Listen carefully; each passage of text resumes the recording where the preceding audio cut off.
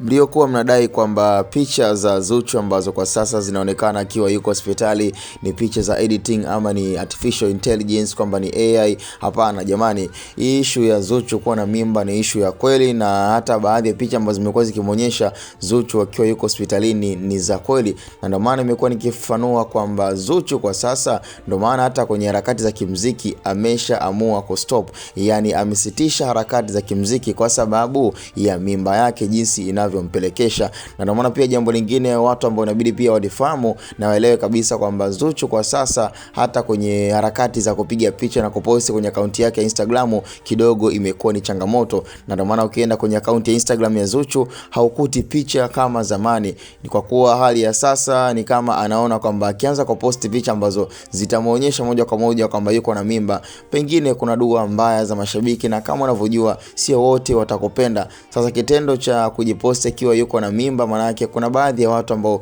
wanaweza kuongea maneno makali, wakamwombea dua mbaya kwamba labda mimba yake itoke ama asijifungue salama. Kila mmoja ana la kusema, na kama unavyojua sio kwamba wote ambao wanamkubali sana Zuchu, hapana. Kuna wengine ambao wanamchukia kabisa na wanatamani hata mimba yake iweze kutoka. Sasa ni kitu ambacho Zuchu anatumia kama akili tu ya kuweka akiba ya kwamba kama ni issue ya mimba tayari imeshajulikana na kuvuja. Ndio maana pia hujaona akikataa hiyo kauli wala kuzungumza katika mitandao ya kijamii kwamba labda kinachoongelewa sio kweli. Hapana, hii ni issue ya kweli. Kwa hiyo hata kwa baadhi ya picha ambazo unaziona akiwa yuko hospitalini ama pia akiwa katika muonekano ambao yuko na mimba, ni picha ambazo ni za kweli kwamba mimba ya Zuchu ipo live kabisa. Kwa hiyo sio taarifa ambayo labda imetengenezwa tu kwa lengo tu labda la kufanya burudani. Hapana, ni issue ya kweli kabisa ambayo dada yetu Zuchu kwa sasa yuko na mimba. Cha msingi tukutane kwenye upande wa comment ndani ya Bongo Umbea TV.